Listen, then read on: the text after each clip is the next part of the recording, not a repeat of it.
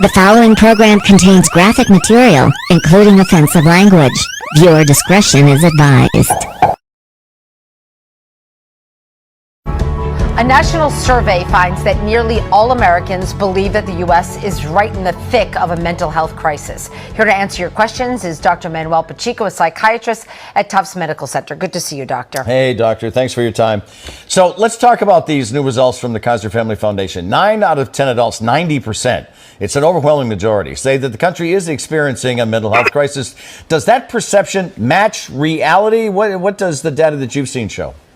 Ed and Maria, unfortunately, the perception of people does match the reality that we find ourselves in. Even before the really increased stressors during the pandemic, there weren't enough specialized inpatient psychiatric and substance use disorder beds for people or mental health clinicians to treat them. And the issue's been made worse because a lot of units have to decrease the amount of patients they can treat to maintain social distancing, and they're often closed to new admissions because of COVID outbreaks in either the patients or the staff. And doctor, you've treated patients before COVID, after COVID, in your experience, and I don't know, I think this could be hard to measure, but you're the expert. Which mental health problems are worse now than they were before, what you're seeing? Okay, first, thank you for calling me an expert in anything. But I think basically the two big main areas where we've seen some difficulties is substance use disorders, and hopefully we've seen the peak of opioid overdose deaths across our country. And everybody watching this story knows somebody that's either struggling currently with this problem or have unfortunately passed away. And, that's because of decreased access to treatment and increased isolation during the pandemic. For the substance use disorder crisis. And secondly, the other main areas with anxiety, and this is tightly related to the increased financial stressors and the social isolation that we're all facing in this pandemic, and also difficulties with the economy. And but I think that even though a lot of social distancing requirements have been lifted, a lot of people still don't feel comfortable gathering in large groups, and that decreases the amount of activities like sports or other social activities that usually was a big part of stress relief for them. Doctor, you just touched on it. You said the word financial. So most of adults in the survey are worried about the cost of getting treated for mental health and whether health insurance offers enough coverage, which honestly the answer is usually no. So do you agree that's a problem? Ed, I completely agree. And somehow more than 2 decades ago, health insurance companies and the government thought that it was a good idea to handle behavioral health and substance use disorder treatment very vastly differently than other general medical conditions. For example, if you show up to the emergency room in a mental health crisis, the clinicians evaluating you are required to go through a long and confusing process to somehow justify the necessity of emergency treatment. This is even the case, for example, when somebody comes in after attempting suicide, and it's just really disappointing.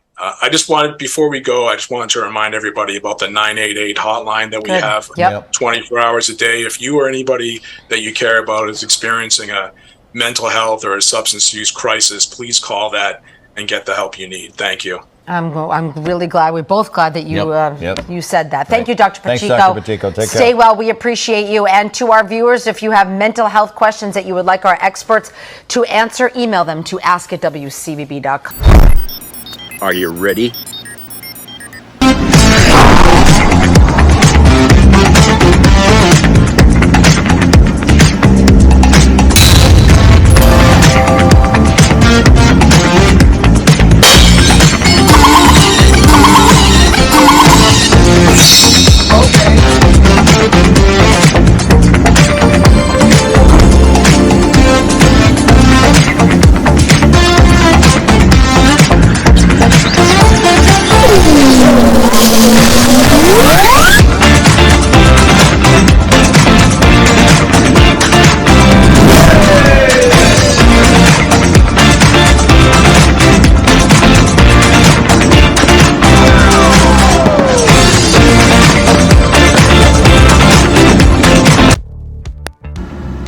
Hello everybody, it's Jeff.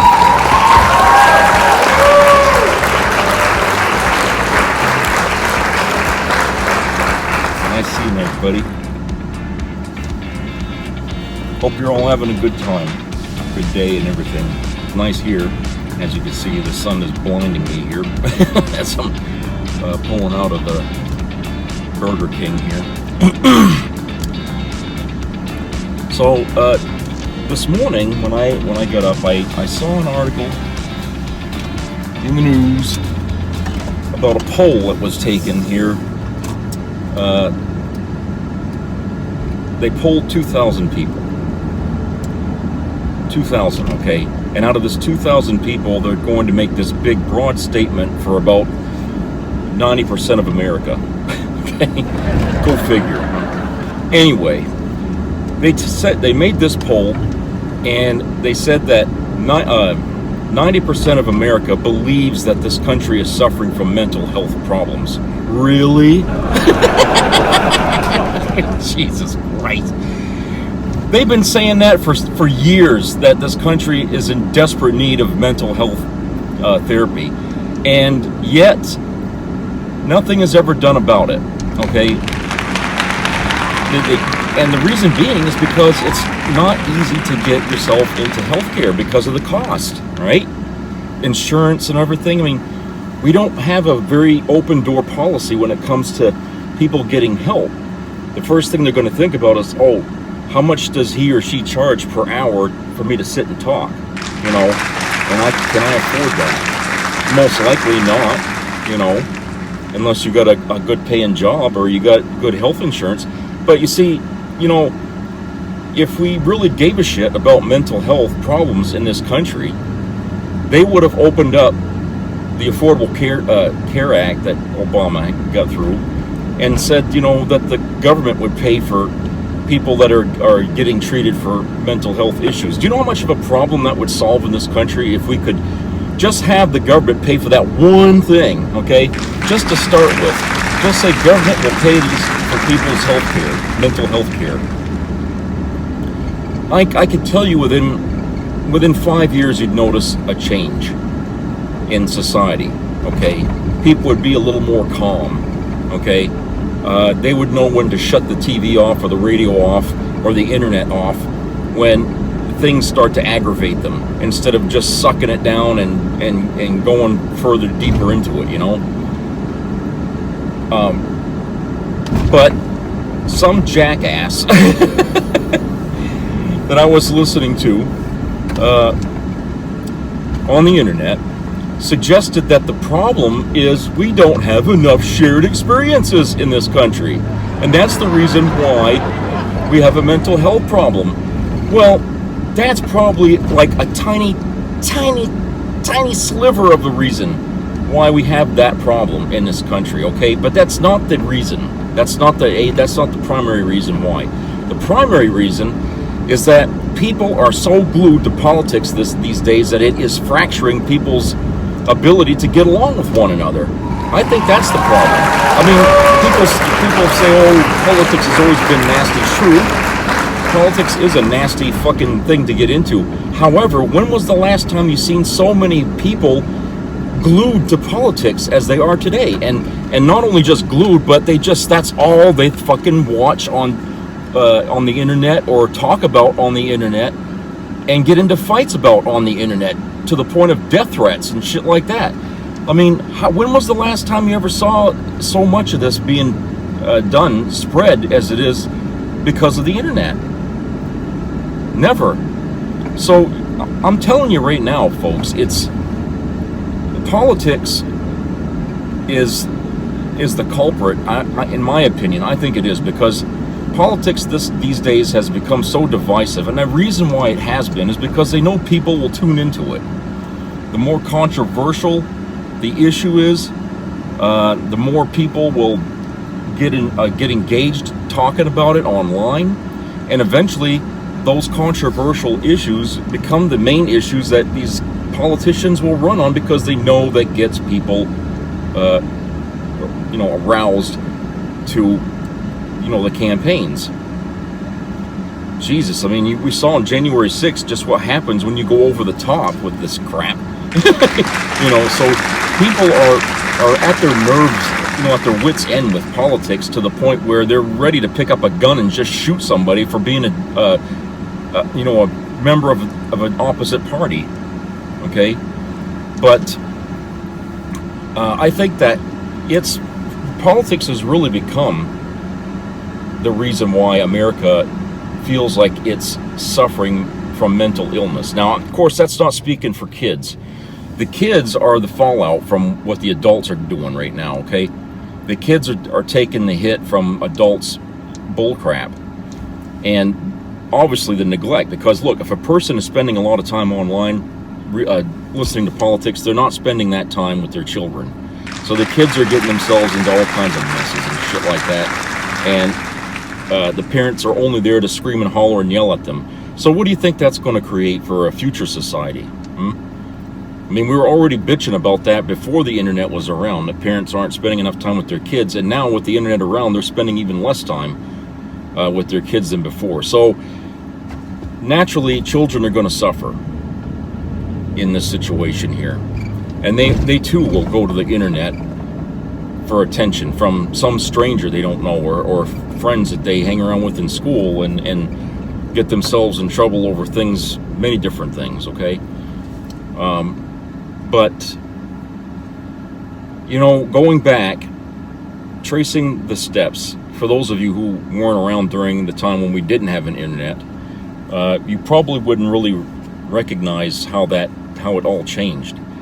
But it did. I mean, before, like in the 80s and the 70s, when we didn't have all this computer crap all around us and stuff, society managed to get along just fine, okay? Yeah, people did things that you wouldn't do today, but we didn't mind it then because we didn't know that there was going to be a better way to do things. That was provided to us when we didn't ask for it, all right? But with that same technology now comes another batch of problems which we still haven't wrestled yet with and beat back. And like I said, it's because of easy access to bad news and things that make people angry. Well, when you're angry all the friggin' time, guess what happens? It shows. You can't sleep, okay? You can't get along with people. You're fighting all the time. All you want to talk about is stuff that gets you hot. You know what I'm saying? Before you know it, I mean, you're burning yourself out before the friggin' first month is even over. I mean, it's just, and I can't see how people can do talk shows on politics day after day after day after day and bitch and complain about things about politics and still hold their sanity together within a year. I can't see how they do it. It's sad in a way because they're part of the problem. They're part of the problem where they complain and all the time, and the people tuning in, listening to the complainers, are addicted to that individual complaining because they want to hear what they already know. You know what I'm saying? It's a funny thing, but it's true. People will tune into radio shows or streaming shows or whatever, to listen to stuff that they're pretty much already aware of, but they want somebody else to speak for them, okay? And it's like going to school and learning how to add and subtract when you already know how to do it, okay? What's the point? If you don't know by now where you should stand politically in any event, okay, then you really shouldn't be listening to politics. I mean, that's obviously not your forte, okay? You're just you shouldn't be involved in it because you're a person that hasn't picked a side on where you stand on anything, which is, in itself could be a good thing, but at the same time it makes a person inactive, where they're just hesitant, or they just find reasons not to get involved, okay? So I feel like, when they're talking about this poll that they did, and they said, oh, we polled 2,000 people. Well, first off, that's a laugh. 2,000 people cannot possibly speak for over 360 million Americans in this country. I'm sorry. That's like polling Trump and saying, because Trump said this, all Americans are, fuck that. Okay, I'm sorry, but that's not accurate. That is not accurate there. The margin of error is just too damn wide to go with that 2,000 people thing. And the other point is that we've already talked about this thing. We've been talking about that in this country for a decade. About how mental health is getting worse and worse and worse. And this was before Trump. Okay, this was before all the mess after Trump. This was before that. I mean, this was even during, the good years when we had Obama as president. People were still bitching about it. So it's an issue that keeps coming back only because we refuse to address it, because we refuse to do something about it. And like I said, part of that reason is that it's expensive to get help that way. If you look up the rates for a therapist these days, you'll understand why people won't choose to go and get it until they're forced into it by the police or something. If they do something stupid and they're dragged into being put into a hospital against their will, only then, would they get the help. And unfortunately, that way of doing things only backs up hospitals and makes it harder for people to get the treatment they need, instead of being in a group situation where they're not really focused on. Okay, so you can't really go, let people do it that way, and they still got to pay. They still have to pay, and because they pay on it, and stuff, they get mad because, oh my God, they charge me through the nose. Well, that's true. It is expensive. Okay. And the fact that we don't have as many doctors and specialists out there these days as we should, it's much harder now to find a therapist to get you treatment that you need. Now, I mean, even in the VA system where I get my care, they don't have enough therapists there. They try to treat as many veterans as they can get, but they don't have enough therapists there, and so these people are overwhelmed. They book appointments, months out to see you because they got so many people in between they got to see.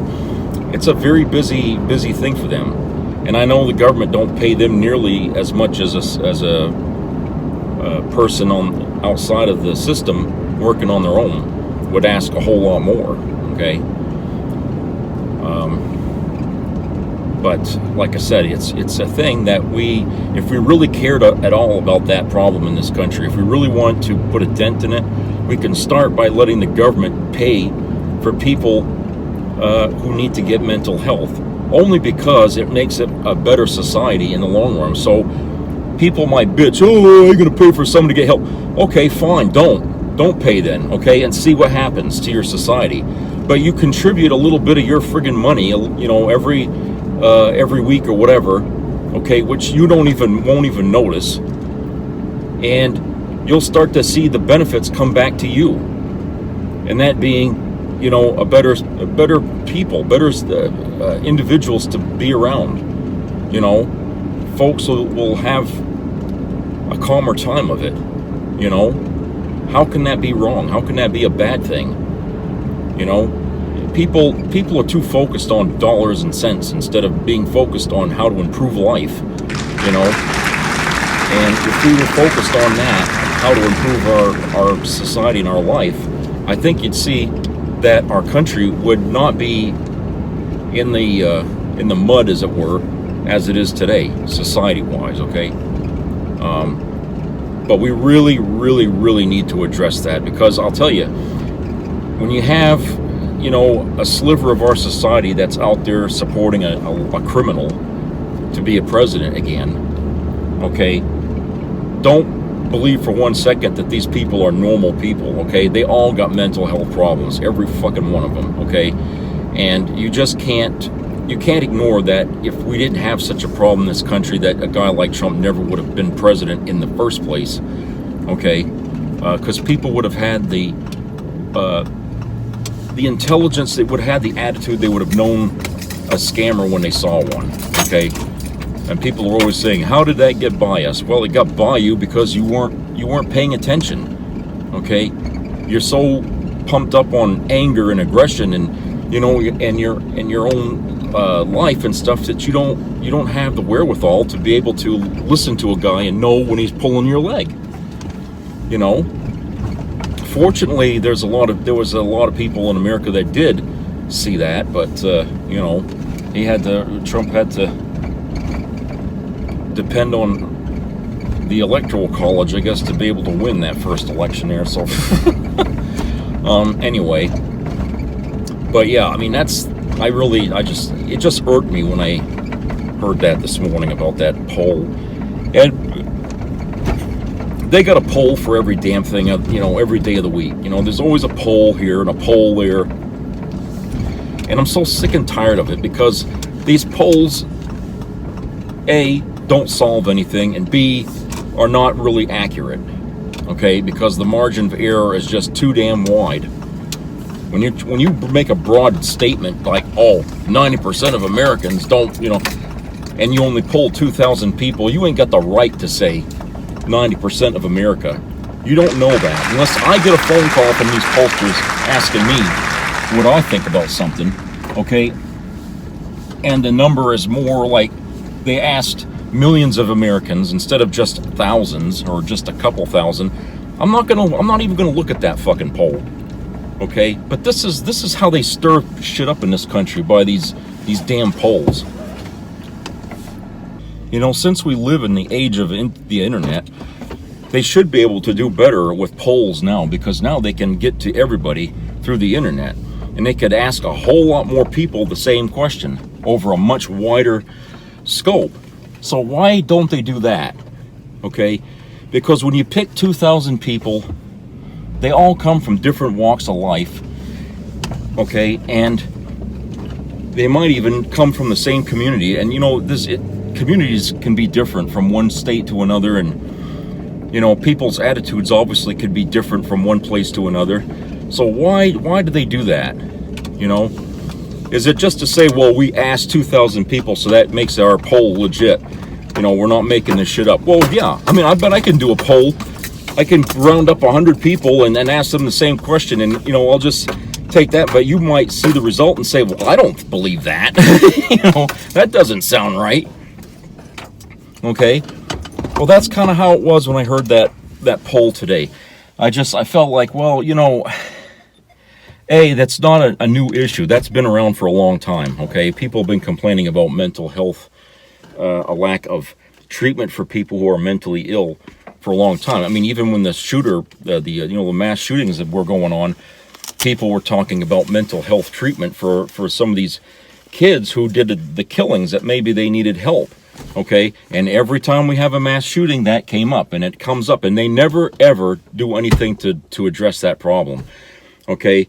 And whenever somebody does, you got some right-wing nut that says, oh, we don't want to do that, we're not supporting that, we're not voting for it, okay?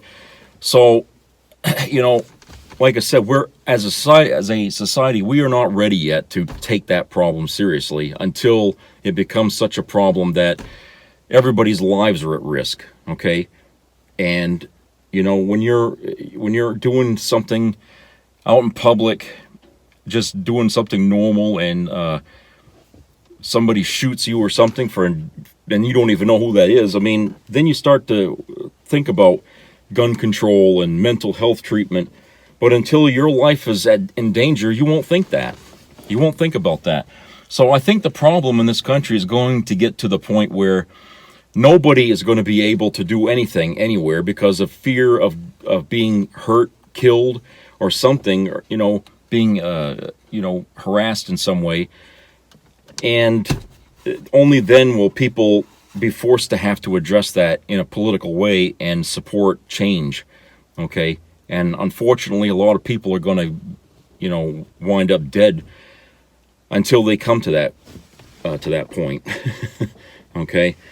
But that's how I see the problem being addressed. It's gonna sit for a long while, and nobody's really going to discuss it.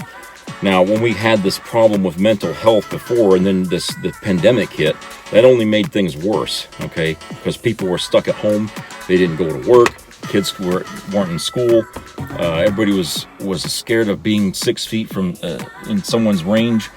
You know what I'm saying? It created a paranoia environment. And a year might seem like short time for us adults, but for a kid, that's a long time. It seems like forever when you're a kid that 365 days feels like 10 years, but we know that that's a very, that's a significant amount of time to impress on young people when you have a whole year of that going on. So yes, that's a symptom or a sign that person probably needs to debrief the experiences that they had during that time and try to rationalize or work through it with the help of a therapist in order to be able to move on from it. Okay, you can't really underestimate that. The significance of an event like that. Because us adults managed to get through it doesn't mean that children were equipped to be able to do the same. All right, let's go to commercial break. We'll be right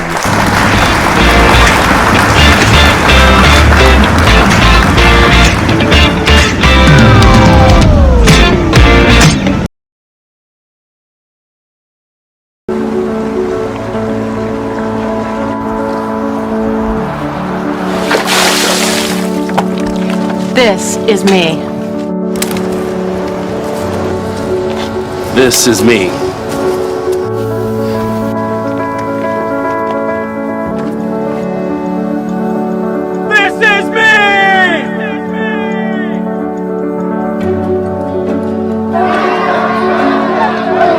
This is me. I'm Alex Curtis. I'm a lobsterman in Maine, and this is me. I'm Ruth McLaughlin, and this is me. I'm Eric Hopkins. I'm an artist, and this is me. This is me. Me. This is me. This is me. This is me. At the end of the journey, the main thing is you. Original. Once upon a time, in a place called Mzansi, the people loved driving cars everywhere. They used lots and lots of electricity and chopped down many trees for firewood. And then a very strange thing happened. The weather began to change. In some places there were droughts where before there was rain. In other places the rivers flooded. The grown-ups realized they were contributing to the strange weather. They discovered if they used clean energy and less electricity, they could save Mzansi for their children. What happened then? How the story unfolds is up to each and every one of us. Switch off, recycle, change. Help save tomorrow. We need to send a very big message to the federal government that we're not going to take this anymore. We need to fire the federal government. Interesting idea. Maybe it's a good idea. Of course, 42% of Arizona's budget comes from the federal government, so that would require a 72% increase in state taxes to fill the gap. You got that kind of money? No more Social Security checks. No more Medicare. Luke Air Force Base? Gone. In fact, say goodbye to most of the Air Force, Army, Marine bases all over the state. Arizona students would need to figure something else out because federal student aid would have to go. And sadly, all the national parks, including the Grand Canyon, well, they'd have to close. And we'd also lose all of our air traffic controllers, which sounds fun. But hey, drug traffickers would be happy. There wouldn't be a DEA in the state anymore. We need to fire the federal government. Right now, Carrie Lake is just a kook with crazy ideas. But if Arizona elects her for governor, her crazy ideas could crush Arizona's economy, raise our taxes, make our communities less safe, and turn Arizona into a national joke. Does this still sound like a good idea? How it started.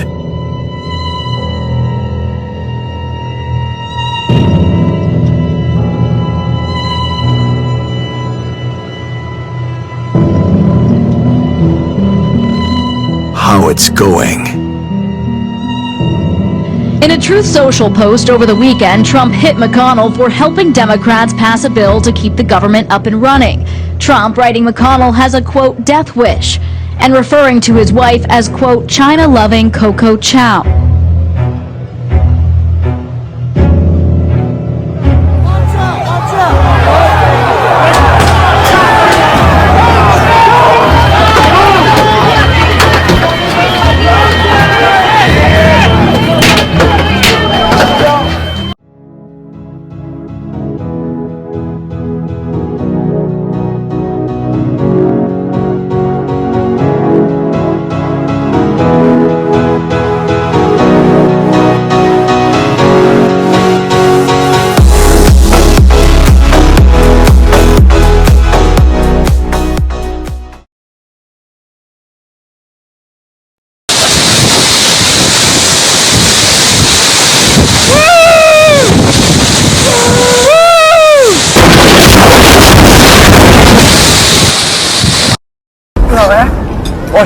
Kolla här. Kolla här.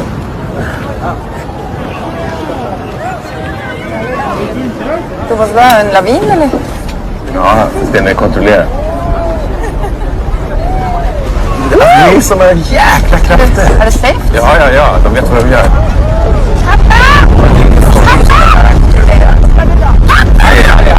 Det är lugnt.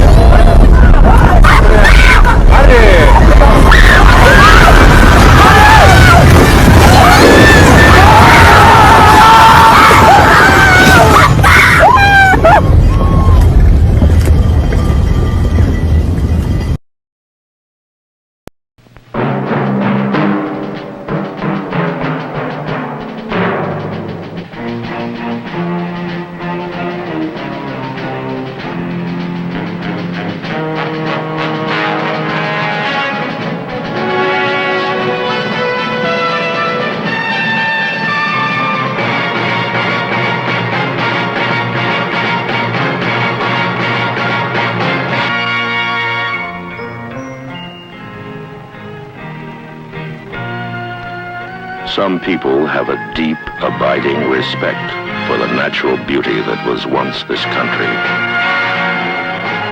And some people don't. People start pollution. People can stop it. Write for Pollution Booklet Box 1771, Radio City Station, New York.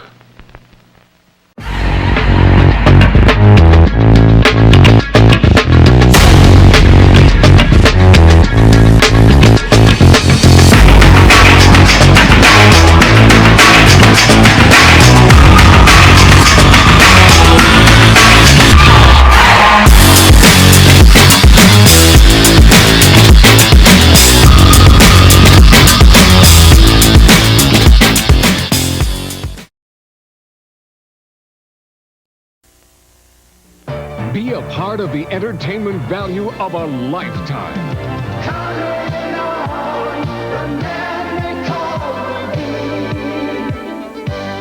I loved it. It was the best performance I've seen in a lifetime. I loved the show. I liked it very much. He's a very entertaining man. It's well worth the money. Now appearing in Charlottetown, coming to Halifax November 6th to the 18th, and St. John November 20th through the 26th.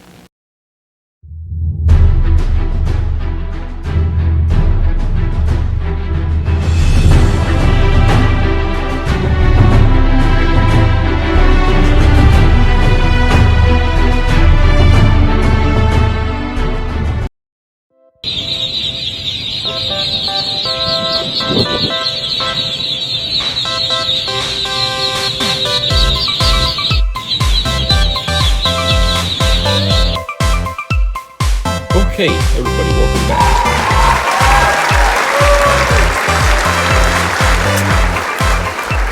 Well, I noticed this week the topic of a lot of conversation has been about Christianity and the wackadoodles in that religion that are out essentially trying to throw their weight around in our country by suggesting that Christianity should be the only religion in this country. Hello Germany, right? 1939 or 38. You know, it's like we're about to walk down the same path the Germans did, you know, way back in the early 20th century, and become the very thing that we fought against. You know, it seems like, you know, people just don't seem to. I mean, as much topic. I mean, okay, let me scratch that. If you go on Netflix right now and you type in Hitler, you're gonna find more friggin' documentaries about Hitler than any other historical subject ever. And you don't have to just go there. You can go to YouTube, same thing. You're going to find all kinds of World War II videos, and a lot of it's going to be centered around Hitler. So as much as we know about Hitler, because you know people watched it, you look at the numbers of people who viewed it, it's a lot. As much as we've been, you know, exposed to Hitler and what he done, How is it that we can still go down that same path and start to make those same friggin' mistakes all over again? How is it? You know, is it the fact that we exposed ourselves too much to Hitler and sort of become, you know, or like fans of anything Hitler? I mean, you know what I'm saying? I don't know. I mean, you know, we've always had a cult in this country of American Nazism, okay? It's been there since fucking Hitler invented the damn thing, okay? And the United States is not innocent when it comes to their hatred of Jews, okay? We had that problem even then. We just never let it get out of control to a point, I guess. But, you know, there was a lot of hatred outside of Germany for Jewish people, okay? And so, I mean, we had the luxury of pretending that all the problem is just in Germany, but, you know, we're going to fight and stop it there. When the war never should have stopped. In fact, it should have kept going right here in the United States by rounding up people who were anti-Semites in this country and had them prosecuted as well. Because seeing what was going on, the anti-Semite, and they were Christians too, by the way, the Germans, seeing how bad it was over there, okay, seeing how the Christians were behind it, you know, going apeshit by getting rid of certain people they didn't like, why would we have the chance or take the chance of allowing anybody over here to do the same thing or pick up where Hitler left off, okay? Which is what kind of really happened. I mean, because, I mean, if they weren't after the African Americans, they were after the Jewish people, okay? The Christians over here, the radical Christians. I'm not going to say all of them. I'm talking about the radical Christians, which seem to be, you know, getting a lot of spotlight these days, okay? Which is dangerous, in my opinion. But we're seeing a lot of that now, and they're running. Some of these people are running for political seats. You know, they're running for offices and stuff like that. They want to be in government. They want to get into government and then say, we're going to stop abortion. We're going to do this. We're going to do that. All based on their beliefs in Christianity. You know, the things they believe in that religion. Okay, they want to take their beliefs and implement them into society, which is the reason why we have a separation of church and state, because the people who started this country had to go through that kind of crap before, and they said, we ain't going to let that happen again over here, because that's the death nail to the country, you know, before it even gets started, you know. And so they had to, you know, meant to say that church and state should be separate, okay? And a government can get along just fine without having the religion meddling in with it, okay? Because you see what's happening when religion does meddle in with government. It's rotting it from the inside, okay? Our government is like a body, okay? And it can only stay sick for a certain amount of time before the sickness wins over, okay? And the more the sickness is there, the more it spreads, the worse it gets, and the solutions that are needed to stop it have to become more drastic. And when that happens, people get upset over these things, these solutions, to try to regain the reins of the government, the democracy, to keep democracy. But as we can see, a lot of people in the right wing, the Trumplicans mostly, they don't want democracy anymore. They've decided that it's nonsense. And they want to have a government that is ruled by one person, okay, and a government that basically, you know, is like, you know, a person is the leader for life until they die, you know. And unfortunately, these people never thought about this all the way through, because if they had, they would know that if they researched that kind of government in different countries around the world, it ain't working out so good for these people. In fact, a lot of these people are living in oppression every friggin' day, and when they think about this country, they can't imagine how we have so many freedoms over here. So they don't know what freedom is. These people are born and they die in oppression. And when you give people just an inch, okay, of religious power in government, believe me, it won't stop there. They're gonna keep yanking on that rope until they get a mile out of it. And like I said, it only takes one person, one bad apple, to get into the reins of power, and before you know it, they're going to be slamming doors all around you. And these Republicans, they think that what they're doing is right, but when those doors start closing, they're going to be the first ones to be screaming bloody murder in order to reopen them, because they're not going to like it. They're not going to like it.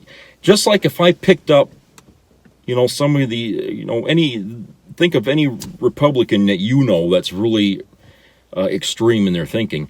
Take that person out of this country and just beam them over to North Korea and let them live there for a year, and then ask them, when you beam them back to our country, what do you think we should have that here in America? I guarantee you the friggin' answer is gonna be no. I know it.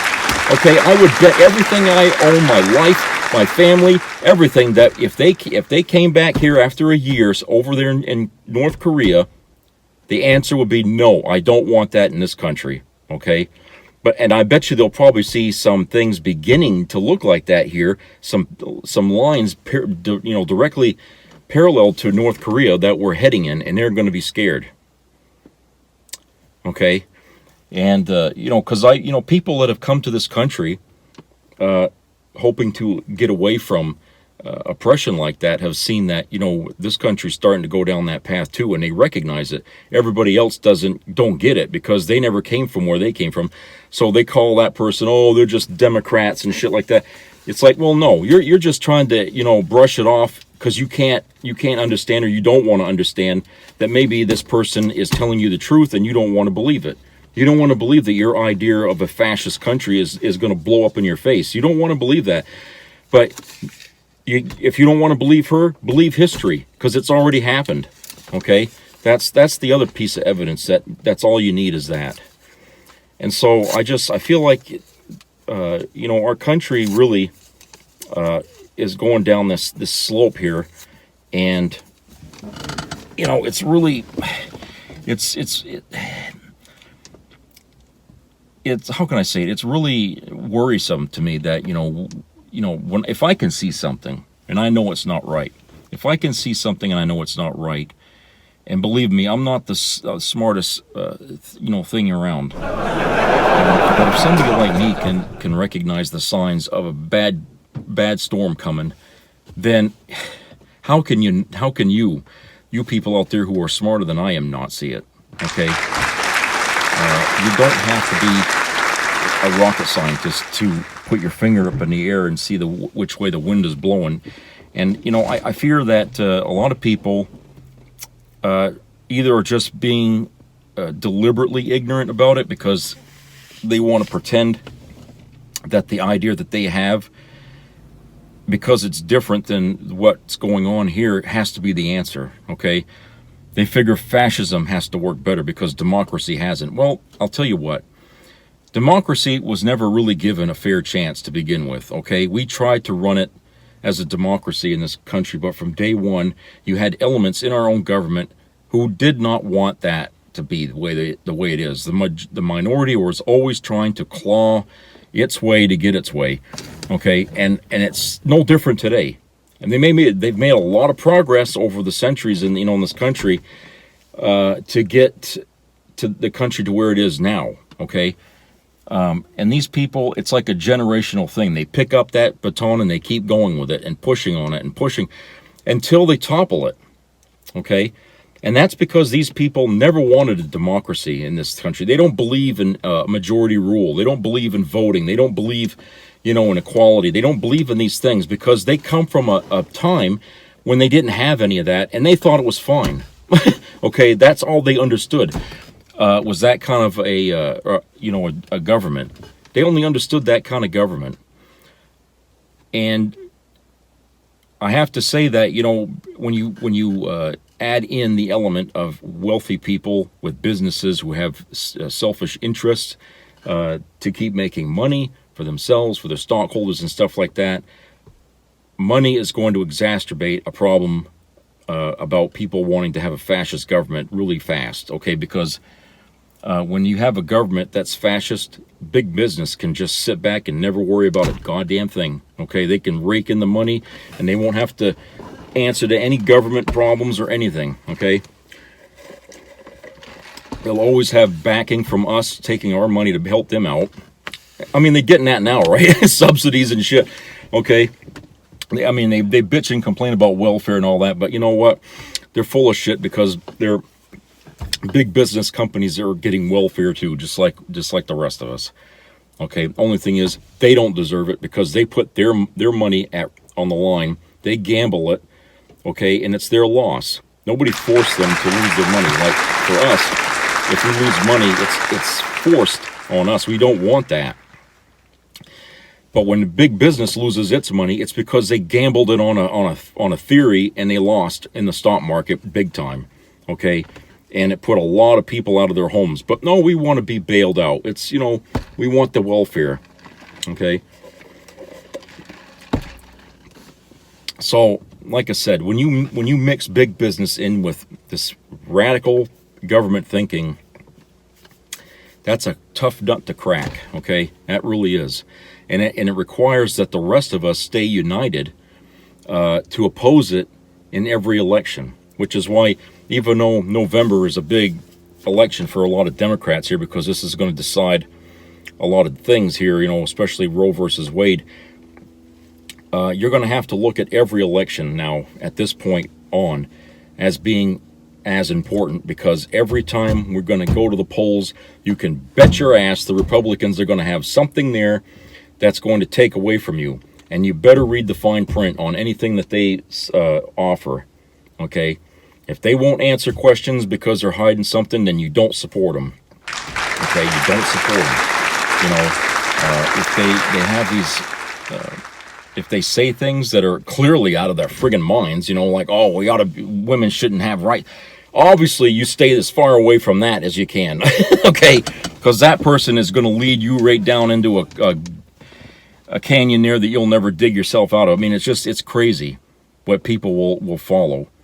But I'm not saying a lot of people follow these people, but what happens is stuff like that begins with a pebble, and then it spreads out. It starts to gather up as people as it goes. And before you know it, you got all kinds of other little pebbles going into the water saying the same damn thing, okay? And then you spread that out even more. That's why you got like QAnon and the Proud Boys and all these other, you know, they're all basically the same. They're all basically saying the same damn thing. It's, okay, you know what I'm saying?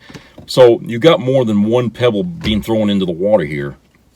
So we have to be careful of that now. We got to watch out, and because not everybody in government is on our side.